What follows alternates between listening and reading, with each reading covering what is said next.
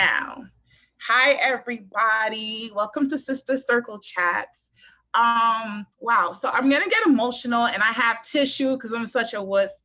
But this is kind of like one of those things where I don't know. It means a lot to me, and it took a while for me to come to this decision, but I am comfortable with moving forward. I started the Sister Circle, I want to say October of last year. And it was at I won't say the height of the pandemic because the pandemic started like March for us, right? Where we were all home at that point. But I was in desperate need of a support circle. And I really just, I guess I didn't know how much in need I was. So I have this woman that I follow on Instagram, and she's a very, charming, outspoken, witty personality. So I remember hopping in her DMs and suggesting that she does a circle, right? And so she immediately told me, no, I think you should do it. If anything, I think this will be perfect for you. So we decided to collectively come together and do the first one. And the first one was to discuss the the verdict of the Breonna Taylor verdict. And that was where it all got started. And then from there, we progressed into a beautiful circle that incorporated a meetup group. So I started on Instagram, but then I, brought in the meetup group, and we covered so many different topics. I've had so many different people come on and do guest speaking with me. And I don't know, I guess once April hit, the fire just kind of died down on my part too, because the city kind of started reopening. We're going to restaurants, and it just didn't really seem like there was a need anymore. So I made the painful decision. I took my time. Not that I don't think that there's a support group that is in need, but not with the special focus of dealing with people at home, because that was the main thing. It was for dealing with being at home during the pandemic, during this crazy coronavirus, what the heck is going on, pandemonium, right? So, yeah, this is the final one. But with that being said, what did we, how can I phrase it? How was the pressure applied to produce a diamond, right? For me, the pressure was thick. It was serious. I have 3 kids and I did remote learning with all 3. And for about 14 months, I never left my house. Never. Because I'm one of those people. I had everything come to me, groceries, everything come to me, and I never went out. I think we would do like 1 or 2 little outings here and there throughout the week just for mental health purposes. Like we want to have the kids get fresh air, well, kind of like fresh air because they couldn't even take their mask off, right? But we would have them go take walks, but I never left. So with that insane amount of pressure, I had to pivot. I had to pivot in ways that I never knew how to pivot. Learning how to set boundaries, learning how to pace myself, learning how to show myself grace, how to forgive myself for moments that weren't at my best, knowing how to rest, right? Something that I don't think people really understand the importance. We just think we're supposed to be on go, on go, on go. So that's how this diamond came out. She's still coming out, right? But the pressure that was applied ultimately allowed for me to really, I think, show my best in a moment that required that, not just for my kids, not just for my family, but for me, like I had to show up for myself in ways that I never knew. I had to face my shadow, like the ugly parts that you try to hide and you don't want people to see. I had to like face that girl and say, hey, what's up? What's going on? Like, you keep coming around. What do you want? So with that being said, I'm going to turn it around to you guys because I want this to be like an open discussion. I don't have any real format. I want us to really just talk like what this was supposed to be to begin with. It's a sister circle. I want us to discuss this. And if we move on from how did the pressure of the pandemic turn you into a diamond, that's fine too. It can be a fluid conversation. One that is just really my main goal is focused on healing and just feeling good. So I'm going to turn it over to, okay, someone I haven't seen in a while, Ms. Annette Manigault. Hi, Annette. She's one of my, I want to say my veterans. She started off with me. So I'm very happy to see you, Annette. And the question being, however you want to answer it, how did the pressure of the pandemic turn you into a diamond? Go ahead. Yes, thank you, and good evening, good afternoon, or everybody's calling from. Good day, everyone. And but one thing I thank Dominique for placing this, or Cherry Rose putting this together last year, because as I said, it was one of those times we didn't know which way we were going. I thought Godzilla was coming through with this pandemic. It wasn't just pandemic, it was what happens to us, what's going on with us. But the one thing that I'll say, this has been a curse and a blessing at the same time, because still I'm working from home with my job, my 9-to-5 regular job, until February, because they don't even know what they want us to do. You know, I work for Verizon, so Verizon's at the point they don't want everybody in a building, non-vaccinated, vaccinated, whatever they want, people don't want to do. Instead of people being now losing jobs because of that, teachers and healthcare first responders. So with this being, for me, it helped me develop my entrepreneurs, what I'm doing with financial services. So I'm able to do both at the same time and learn and develop, because I see the importance, because there's a lot of things that are going on that really we're not taking into interest or knowing what's going to happen to us, because it's still out there, the variant. We still got to mask up. I'm vaccinated because my reason was I had to do a lot of different things when I'm moving around in and out of the areas. But it's taken me to a point where it's teaching me that I can transition to what I really want to do. I've done what I had to do. Now I want to transition to what I want to do is making sure families are taken care of, people are taken care of. How do we make sure that we're learning and not being at the end, finding out we don't have these things in place. And this is where it helped me develop as a diamond. And I'm still doing that. I'm still like that diamond, still cut, cracking off some of that. They say diamonds come from coal, so we got to make sure, but we're going to continue. I want to continue with it. But I want to thank you for all that you've been doing. Absolutely. Thank you so much, Annette, for sharing that. And honestly, I think you're very lucky to be one of the people who don't have to go back yet. My office opened up, I think 3 months ago officially, and they had us on like a hybrid schedule. And then officially, as of Monday, I'm back in the office and everyone is back. And I don't like that. Like you said, there's a variant.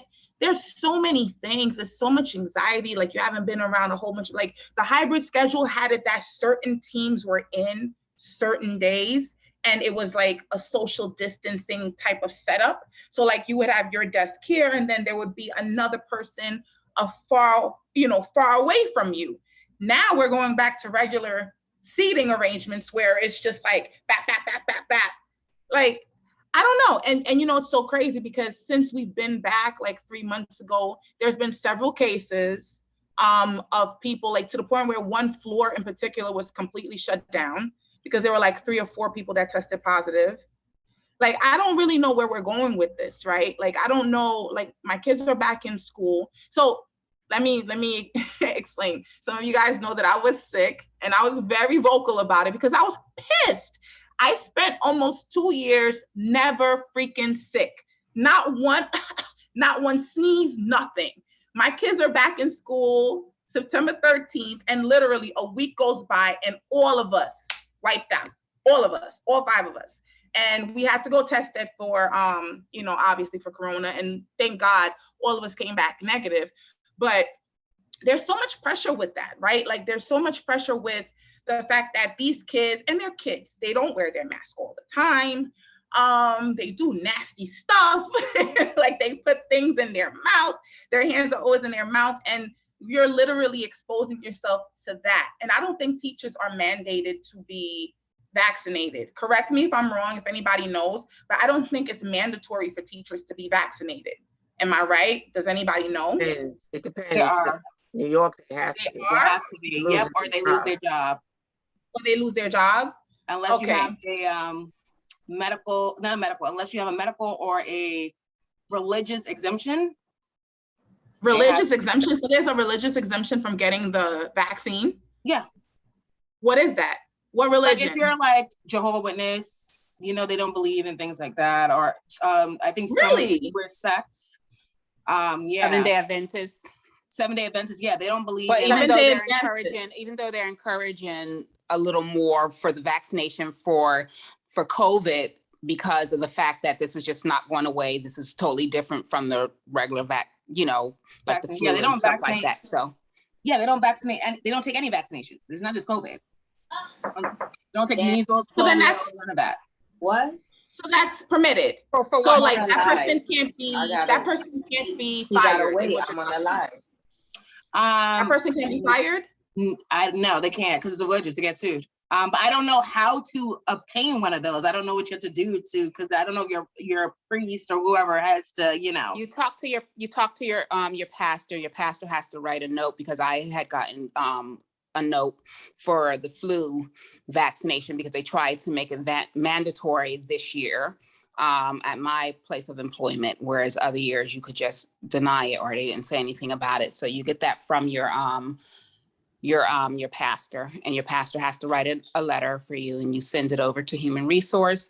And there's also paperwork that Human Resource would need to fill out. But again, for Seventh-day Adventists, as far as with the COVID-19 vaccination, they are a little more encouraging of getting it. They also had like the doctors and stuff that are Seventh-day Adventists and everyone got together, and they had a huge meeting about educating everyone on the vaccination for COVID-19. So that one's a little different. I mean, they still let their members make their decision and their choice on that one, but they're a little more encouraging with that one because they're looking at it as this is something different, as far as this virus is just not going away, they were saying, and just different things like that. But yes, there is a religious exemption or a medical reason. Okay. Well, I won't touch that. I'll be politically correct and just keep my comments to myself. However, I do respect everyone's beliefs, and I personally, at the beginning, was an anti-vaxxer. I just felt like, let's just give it some time. Let's, figure this thing out a little bit more. Why are we in a hurry to open up the city again? Like I'm safe at home. I'm doing what I'm supposed to do. And then my job made it mandatory. So it's like, and then when we were thinking, oh, we're going to cry like, oh, this is against our rights. All of a sudden now it's like, no, it's not. So like your back is against the wall. What do you do? You know what I mean? Like I need to be employed. I have kids. So like, what do you do? So I end up getting it and, and just became like a vaxxer, but like involuntarily, you know what I mean? Like but I'm here now. So it's like, once you're on this side, you have to play the side that you're on. You know what I mean? Like, I'm not going to say shame on you, but at the same token, I will advocate for it because, hey, if it's going to keep you employed, then do it. Like, don't try to be this radical person for what? There's a whole bunch of people who have had to comply, if you will. But to stay in topic, I really want to get like some of my diamond stories out there. And I haven't spoken to Shariah in a while. Hi, Shariah. Thank you for joining us. The question that I asked the group is, how did the pressure of the pandemic produce the diamond in you or reveal the diamond in you? So if you don't mind sharing, I'd love to hear your answer. Shariah. Hi. Hey, I'm here. I just think I'm too loud. Can you hear me? Okay. So do you want me to pass on to somebody else? Yeah, because my daughter's having tutor session right now, and she's I don't want to be too loud while she's on it. Absolutely. But are you able to hear me? Are you able to hear me fine like this? Yeah, I can hear you just fine. But I understand if you feel uncomfortable, that's okay. No, it's All okay. right? As long as you can hear me talking like this, then we're good. As Yes, long as you can you're hear me. fine. Yeah, Okay, you don't so sound like how you're did whispering.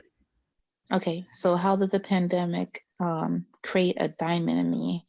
Diamond, diamonds are formed under pressure, and I feel like I was under pressure before we realized COVID happened, because my life feels like I'm always in a pressure vacuum sometimes. And it's a good pressure because it keeps me on my feet, and keeps me moving and keeps me being productive, and just always trying to think about what I can do to get to the position that I want to be in.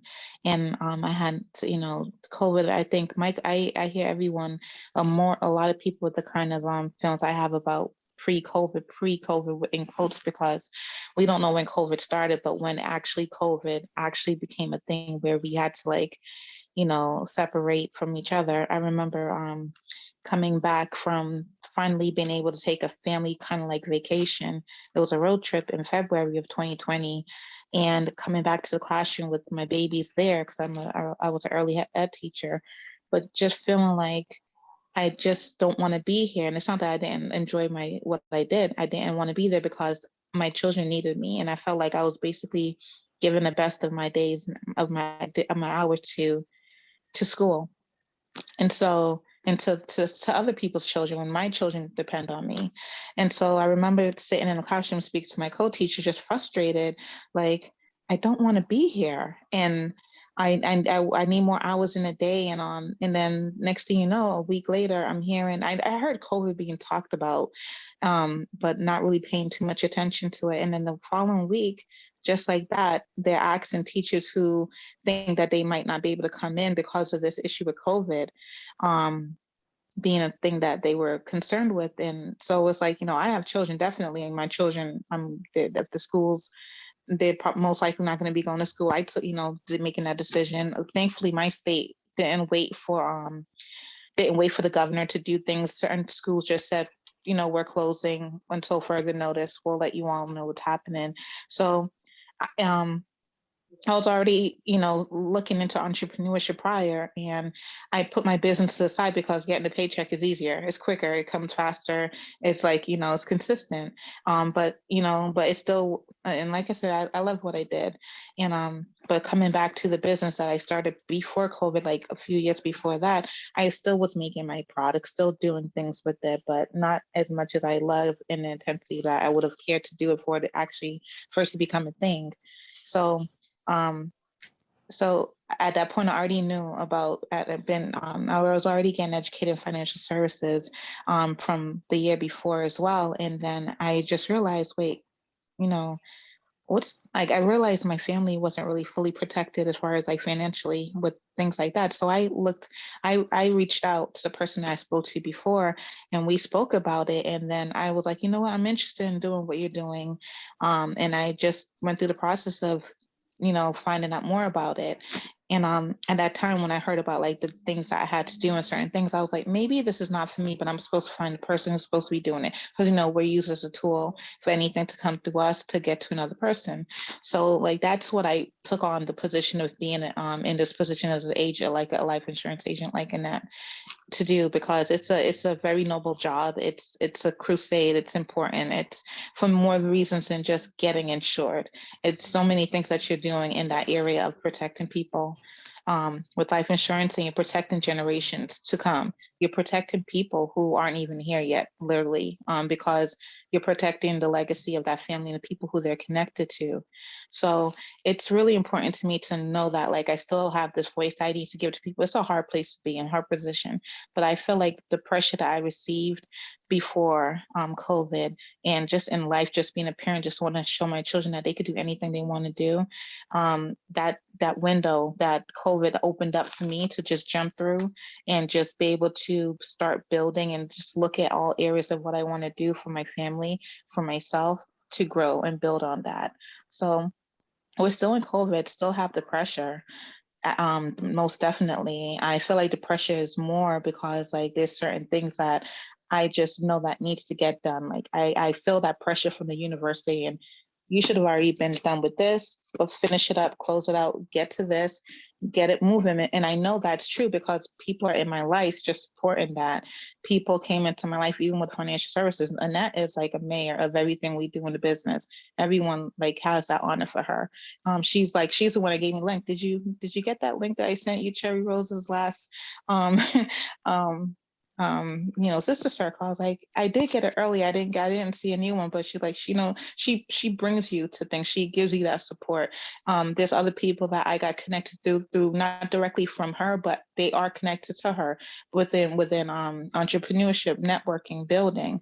People that is not even connected to Annette or anything that we're doing connected together. People who I just meet. They're there, they're meeting them. It's that bond, that energy that we build, that synergy that's there, and it just supports me. And I don't know what the future tomorrow looks like exactly, but I do have like a feeling knowing that everything that I'm going to do right now is leading to the greatness I'm supposed to have and do, and then show my children. So yeah, the pressure's there, and I'm humbled, and I respect. I get kind of emotional. I'm kind of emotional right now when I think about it, because there's a lot that I'm dealing with. I just try to like push, because on the other side of it, it's beautiful. I know that for sure, definitely.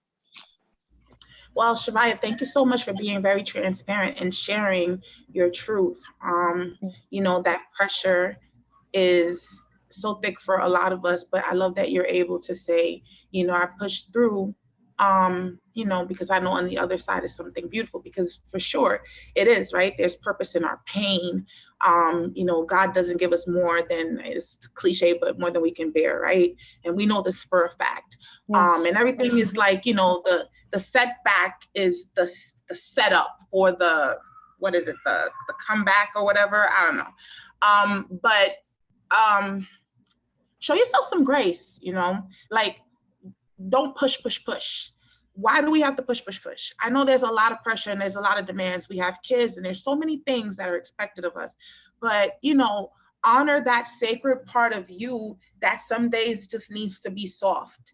Some days that needs to just rest and just need to be a mess, and I know a lot of us are like, I don't got time to be a mess. Well, I got time to be a mess. I used to try to be on that philosophy of, I have to always just keep going and doing this and doing that.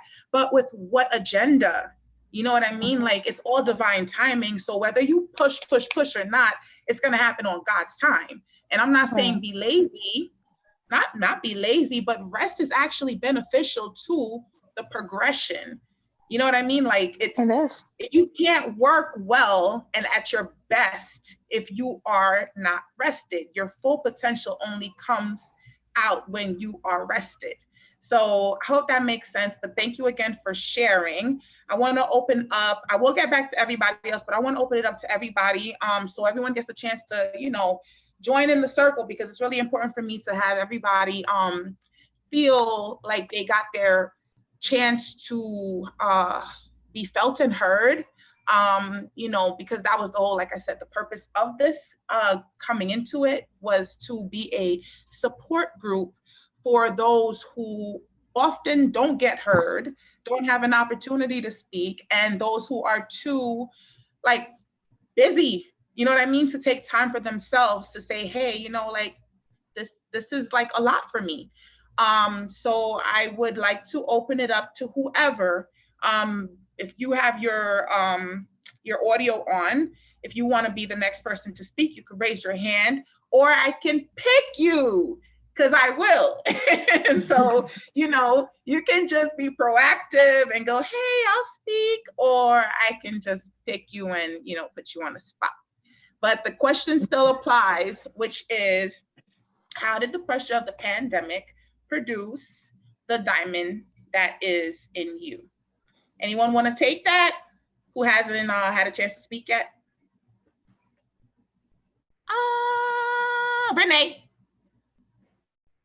Hi, Renee. Thank you for joining the Sister Circle. Hi, can you guys hear me? So, of course, I have to come and support. This is my sister-in-law, and she's freaking amazing.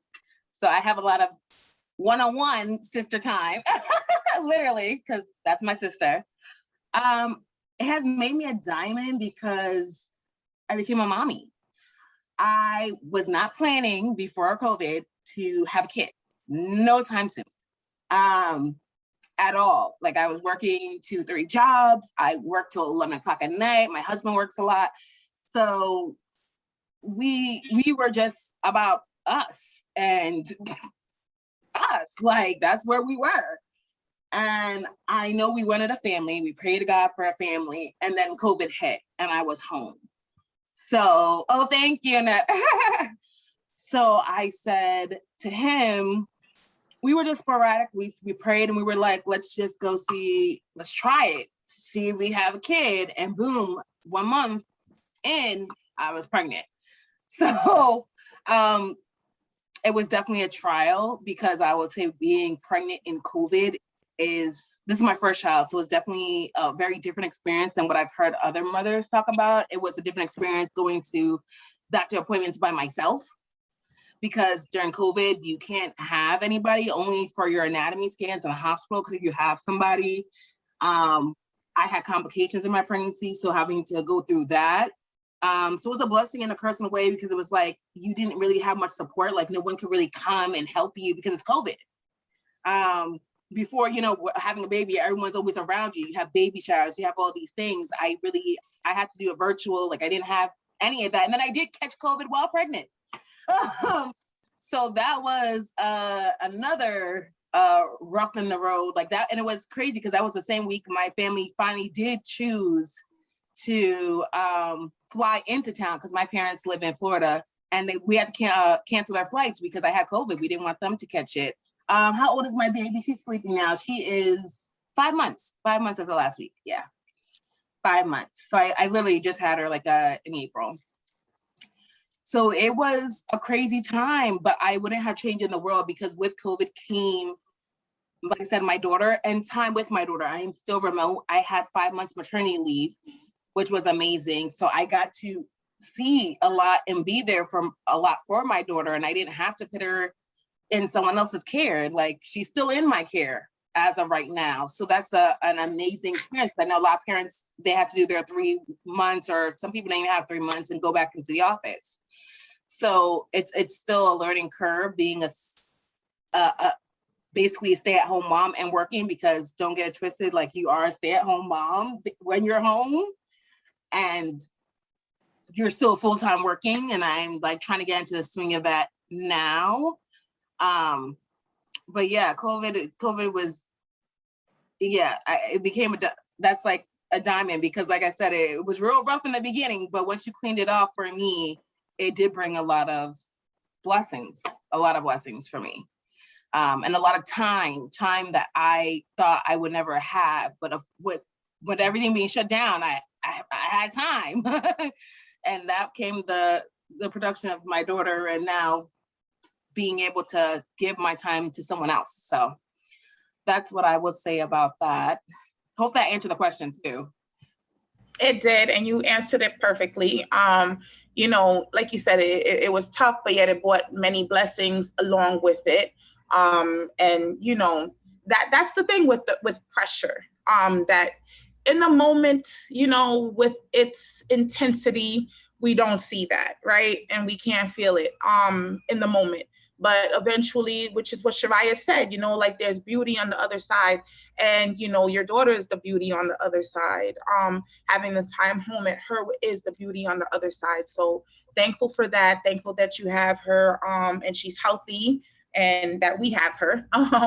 But I'd like to ask everybody else, please, who hasn't had a chance. Oh, thank you, Renee, for sharing. Everybody else who hasn't had a chance to share yet, if you could think of your answers, because you will answer. Not that I'm being bossy, but I will ask for everyone to give me at least, you know, 1 or 2 words. It doesn't have to be anything extensive, but something that really resonates with you as to how you grew in these months. And, you know, like I said, it could be something super simple. It doesn't have to be anything, you know, I don't know, if you don't want to go too deep with this one. So the next person I will ask to share, if she's okay with sharing, is Michelle. Hi, Michelle. Michelle. How are you today? I'm good. How are you? Doing okay. So, you're at home, COVID hits. Well, you're not at home at first. You're going along with your life, and then COVID hits, and then now you're home. And a whole bunch of crap is being thrown at you, and you have to now, adjust. And in your adjustment, what do you think came out as your biggest strength or your superpower, or something that you learned about yourself that you didn't know? Like, wow, girl, you got that? All right, okay, I see you. Feel free to share. I think for me during COVID, like I'm used to putting everybody else's needs before my own. And with COVID, because everybody was home, so I had nobody else to focus on but myself. And which was kind of weird at first because I'm so not used to doing that. Of course, checking on family to make sure everybody's good. But after that, because you couldn't really go anywhere and do anything, so I was forced to kind of sit back with myself and reevaluate everything, like how I was walking through the world and how I was putting myself last and why I was putting myself last and the whole thing. So it's still a work in progress because now that, I'm in Florida, so things kind of really been open all this time. But, of course we have to be cautious, but it's just a work in progress, really, to be honest. It's like learning myself at this age all over again, because I feel like I didn't really know myself before. Because you're going, doing, you got to take care of this, that, and the third. And I had to kind of take a step back and slow down. So. Well, I'm happy that you were able to put yourself first, which is, something I'm learning how to do now. I come from a lot of people pleasing, and, it tends to be a total disservice to you because, you don't even know what you want to do because you're just kind of not to say that I wasn't always assertive. I was always able to just tell people no if I didn't want to do something, but then the guilt, right? So the no comes first, and then it's the guilt.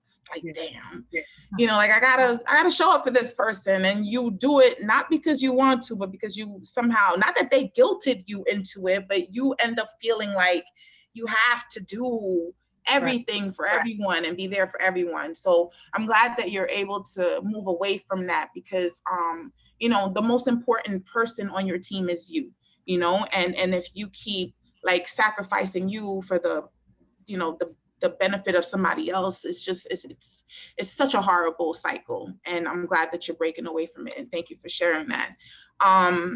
Let's see. Did you want to add anything else, or you're okay with that? No, I'm good. You're good? Okay. I didn't get to speak to, well, Layla, you did chime in. I want to hear from you, Layla, but right before I get to you, I'll ask Bibi. Bibi, do you mind sharing, or are you somewhere that you can't unmute yourself? Can you hear me? Yes, hi. Hi, everyone. So thank you for joining. So the question again is consistently the same, but I could rephrase it a different way. During these past couple of months, what did you reveal to yourself, or what was revealed to you through all of the hardships that we had to endure? That what did you learn about you, and what produced the diamond in you within the past couple of months because of the pandemic? Okay. I was trying to show my face, but I'm still figuring out how to do that because I can see everyone's face, but you guys can't see my face. Okay. The past couple months, it has taught me a lot and helped me to get out my shell, learning how to speak my mind. And I like to get my message across without coming off too rough, because I understand that everyone has a point of view, and in every point of view, it might not make sense to me, but I still have to understand, you know? So it just showed me that the things that I always wanted to do, like inspire, helping people, encouraging people, it shows me that I'm on the right path. And I was able through that and coming out my shell, opening my Instagram page and different platforms, talking to people. Because as you can see, I don't really show my face a lot on IG, but, or any one of my platforms like that, mostly TikTok. But just by doing something every day to get me closer to that, I'm really coming out of my shell, and I get to meet great people like you and your group you introduced to me. So yeah, it really helps me. And it's like an everyday thing, but yeah, I'm opening my throat chakra, like learning to speak my truth and be able to inspire others. So yeah, I was able to be the alchemist that I am and turning this experience into not too much focusing on the problem, just the solution and what we can do to make it better.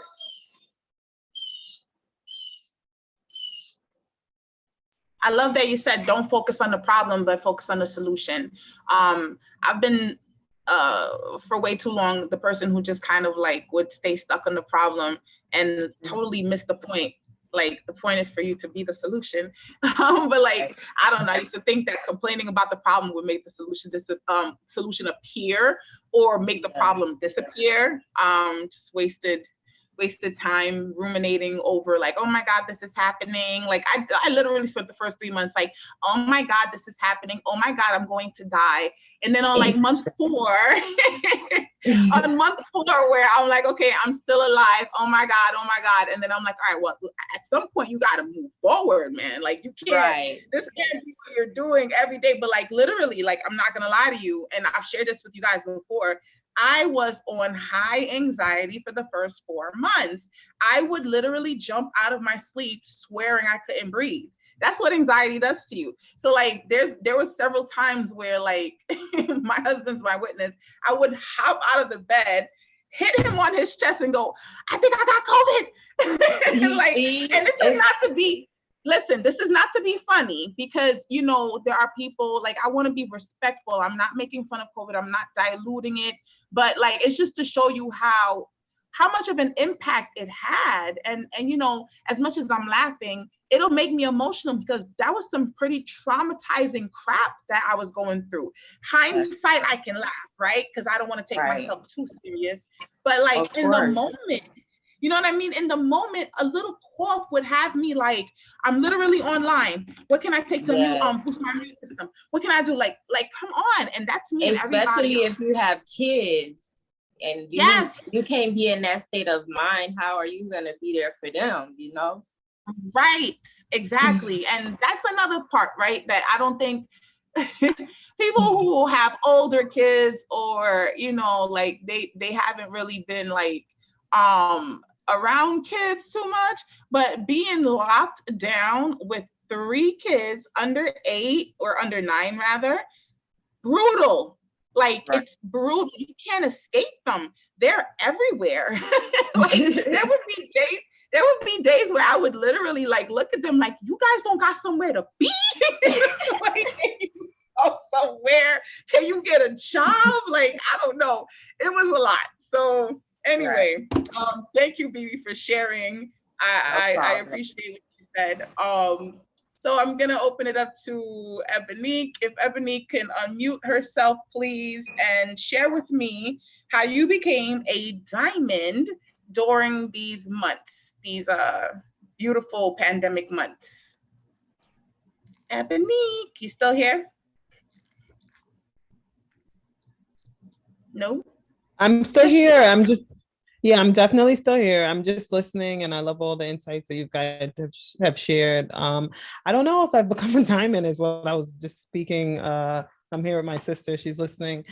I'm still a work in progress. It's the first part of this. If we want to break it into like, you know, first half, second half, I was dealing with the loss and still dealing with the loss of my mother, passed away with COVID. And then second half, I lost my sister, unrelated to COVID, but it's just been like kind of, I don't want to depress you guys, like just thing after thing after thing. So we're just dealing with it as a family and working on being diamonds and giving grace to ourselves, working on self-care. My business flourished. That's definitely a plus. You know, big shout out to Cherry Rose for that and all the support that she's given me along the way. And I've met a lot of friends working on being a diamond, working on grace still. So I don't think I would have been able to have the success in the business if I was working full time outside of the home. Not that working inside of the home is not full time. Oh my goodness. I was homeschooling. I was teaching remotely. I was running the business. And so it was like a challenge. But if I was 18 months in the classroom, 7 hours a day, I wouldn't have been able to do it. So that blessing came from it. Just still a work in progress. But thank you for having me. Circles. Thank you so much. Thank you. You know, what I can say for you is knowing you personally, you have, you know, produced your diamond rights, and it's all in your ability to keep getting up every day and still being able to show up and having all the responsibilities that you have, all the hats that you wear. So, you know, you might not want to give it to yourself, but I'll give it to you. You got diamond all over you, baby. So thank you for sharing that with us. I think Manu, you did not speak yet. And after you speak, I'll go to Layla if Layla's still with us. And yeah, we could take it like that. So, Manu, are you here? Manu. Hello. No? Hi. Hi. Hello. Thank you for joining. You're welcome. You're welcome. I don't know about the diamond in me. I want to say I started thinking about a lot more. There were things that I was thinking about before, but became more proactive about as far as, you know, possibly starting a business in the near future. I started doing some more research on that. You know, they usually tell you everyone should typically have at least 6 months salary saved in order to be okay. But this pandemic has proven that you probably need a few years worth of salary saved to consider yourself fully okay. We make do with what we can, but you know, I started thinking about, at first I was saying, I need to leave my job. And that's all I kept saying, you know, considering there are other companies that pay people maybe $50,000, $60,000, $70,000 more than I make for what I do. And they're just as good as the company I work for. So I started really thinking about other options, exploring other things. And right now, I said to myself at first, I don't see myself learning anything, not even for a week. But I just recently signed up for an interpreter course online, which I'm starting next week. And that's because I was looking for basically a side hustle. And I, as an interpreter, medical interpreter, and every job that I looked at required the certification. So I said, you know what, I'm just gonna pay the money, sign up for the course, and just do that. So in the sense of diamond, I guess it's giving me more drive. The pandemic gave me more drive. So even though I'm not quite where I want to be, but I'm doing the research for the things that I'd like to do. Well, thank you so much, Manu, for sharing that. And you know, I love that. I love that you said that, you know, it gave you more drive. And that is, you know, I think we're expecting the answer to be some sort of like fabulous, like, you know, like Kamora Lee Simmons, like diamond and stuff like that. That's fabulous. Drive is fabulous. Showing up for yourself is fabulous. You know, setting boundaries, all of these things that I think we probably don't think has like star quality, but these are the things that are giving us our sanity and stability, and you know, they're giving us our resilience, you know. So props to you for signing up for that course, and, you know, continued success with that. And you know, yeah, I'm proud of you for taking that first step. Layla, I am going to ask you to share your you know, your take on that question, if you would like. You still here, Layla? Yes, I'm still here. So at first for me, it was very, very challenging, and it was difficult to kind of get everything under control, because of course, as a psychotherapist, I had to take on everyone else's challenges, everyone else's loss, and still try to deal with my own family's loss, my own challenges, and dealing with my siblings who I adopted that had COVID because they worked in the hospital. And this is when it first happened, and no one knew what was going on. So just trying to really, and deal with like I said, the loss of my own family as well, and trying to keep my immediate family safe. Yeah. Because I heard of the, when before the pandemic actually was spoken about on TV, when they shut everything down, I knew about it in February. Because of course, I the beginning of February, I work in a hospital, in behavioral health, outpatient behavioral health department. So I have clients that I see every day, and then I work with children in Bergen County. I go into the homes. So the hospital was not talking about it. They didn't even know much about it. I was bringing them information, but I learned about the information from my part-time job. So I was very worried about making sure I kept my family safe. So I had already started doing everything that they told us to do when everything shut down. I started doing that before I shut my door. I was like, look, no, I'm sorry, siblings and everybody, but no one can come to my home, because I have my daughter, she was 12 years old at the time, but I was concerned about her because I know that she doesn't eat as healthy as, me and my oldest daughter does. And just very concerned about that, and making sure I stayed safe at work when I saw clients and stuff, making sure that they set distance away from me. And I started wearing a mask, and the hospital day was like, oh, well, some people have cold, some people have this. And I'm like, well, we were in a meeting. I said, well, I'm sorry, I don't want anyone's cold. I don't want anyone's allergies. I don't want anyone sneeze. So I'm wearing a mask. But one day when we came to work, it was just like an instant thing. Like, it was a Friday. I'll never forget. It was a Friday, and they were like, okay, you guys can't come back to work next week. You can only come back in on Tuesday and Thursday. And we were like, well, what's going on? No one knew what was going on. So we went home that day, and then we got a call on the weekend and was like, on Sunday, you guys need to come in and remove all of your stuff out the office. Whatever you can get, you have to clean out the office. We're not going back to work. They still didn't tell us what was going on. They still didn't tell us if we were going to have a job or anything. So by the time that Tuesday came, they did tell us that we were able to work from home. So just even setting up at home and trying to explain to the clients, because I have over 100 clients, trying to explain to the clients, and just hearing of all these loss that was immediately starting to happen, was very challenging and extremely stressful at the time. So I had to learn how to make sure that I was taking care of me. Because if I wasn't taking care of me, how was I even going to be able to take care of my clients and my children and my family? So I had to start taking time off, making sure I told my supervisor, look, I'm taking these days off. Actually, I told them I was taking every Friday off without pay.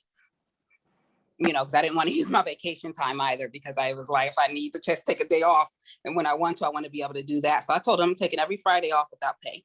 It wasn't, fortunately, I was able to do that.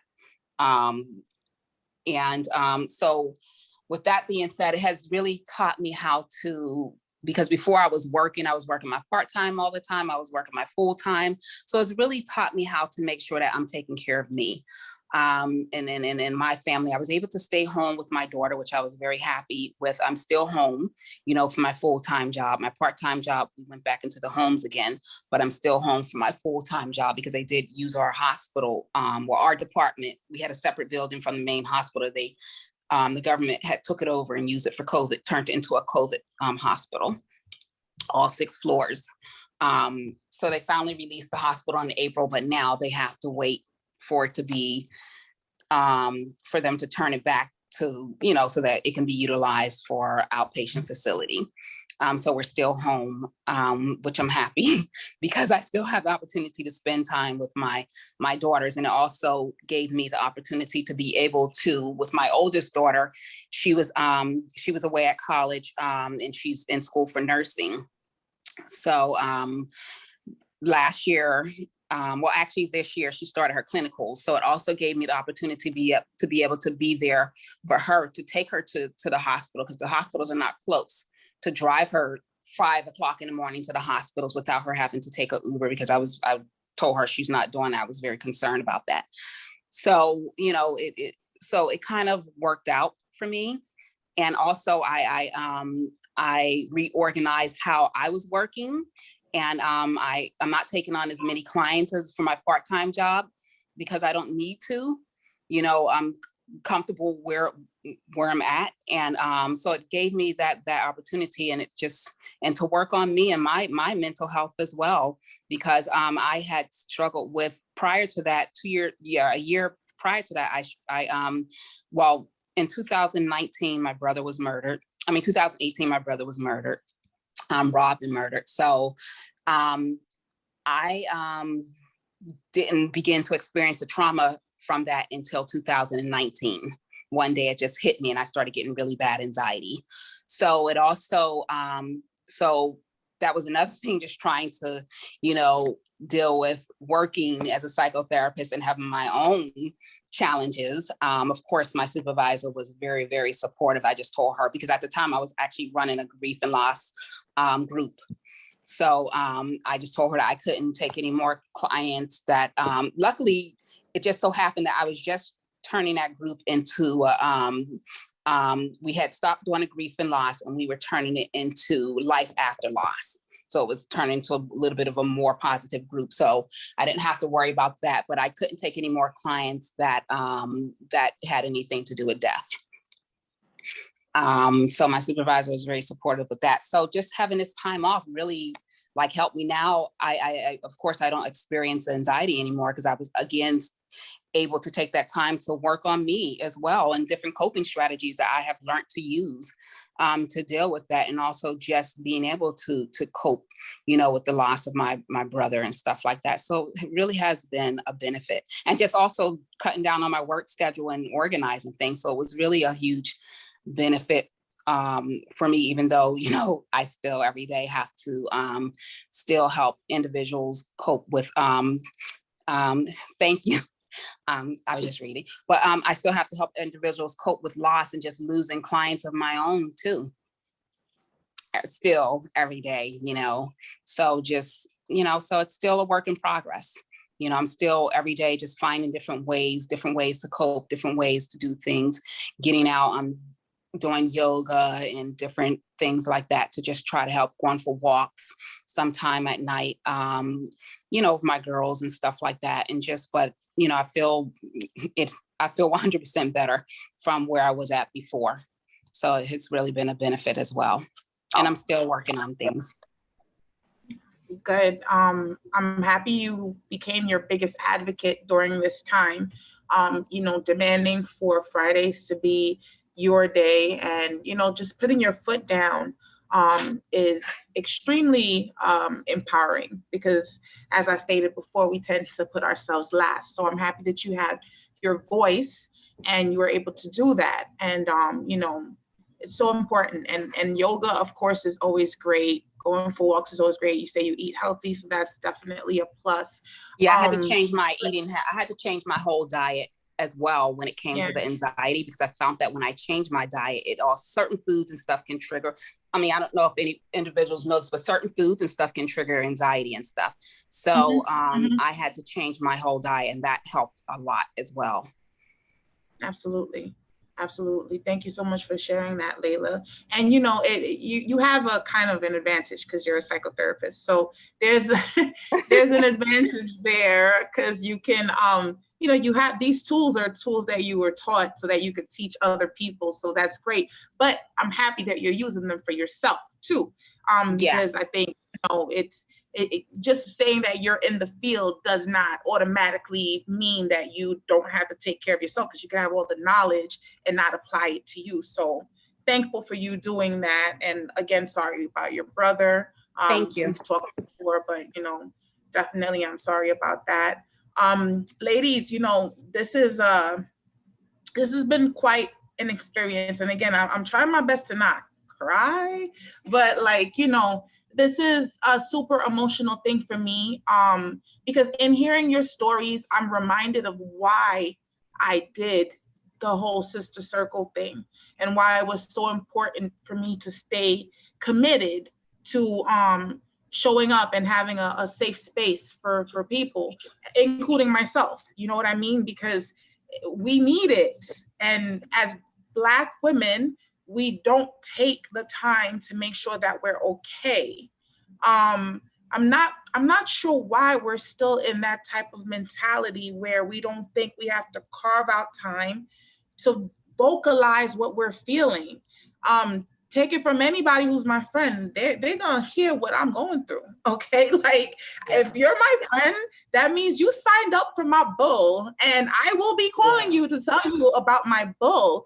Otherwise, we don't need to be friends, because I need a community, because sometimes it gets so heavy for me, right? So even if I have a therapist on deck and, you know, whatever, but like Shariah said, you know, the pressure could be so intense that you need that community, you need your tribe.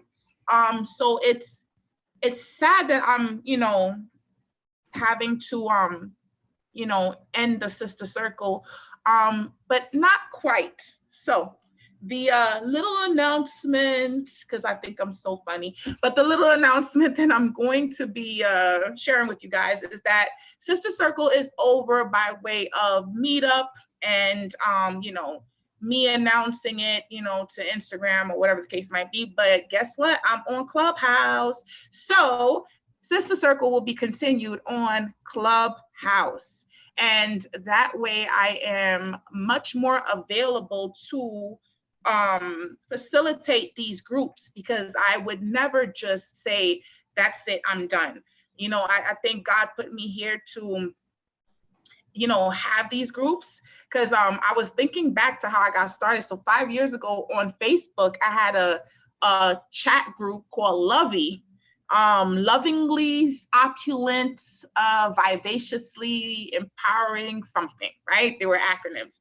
And very much like what I have on Instagram, which is Adjust Your Crown, it was, you know, just a group of women, like 80 women on Lovey. Eventually it grew to 80 women, but it's just pretty much a place for you to just go and just, you know, like, you know, put the crown down, you know what I mean? Or adjust it or whatever, you know, but like putting motivational quotes, or just saying, hey, this week was rough for me, or, you know, today was not so great, or, you know, whatever it is, we need these outlets. So although Sister Circle Chats is, you know, no longer going to be a virtual experience where you get to see my face, you won't, but you'll hear my voice on Clubhouse. So at this point, I'd like to ask you guys, if you want to stay in touch with me, please, please, please. I'm new to Clubhouse, so I don't even know how to give you guys my info. Oh, okay, I'll put it. I just figured it out. So I'm gonna drop my stuff here, and I ask for you to please drop yours as well so that we can stay in touch. This is my Clubhouse information.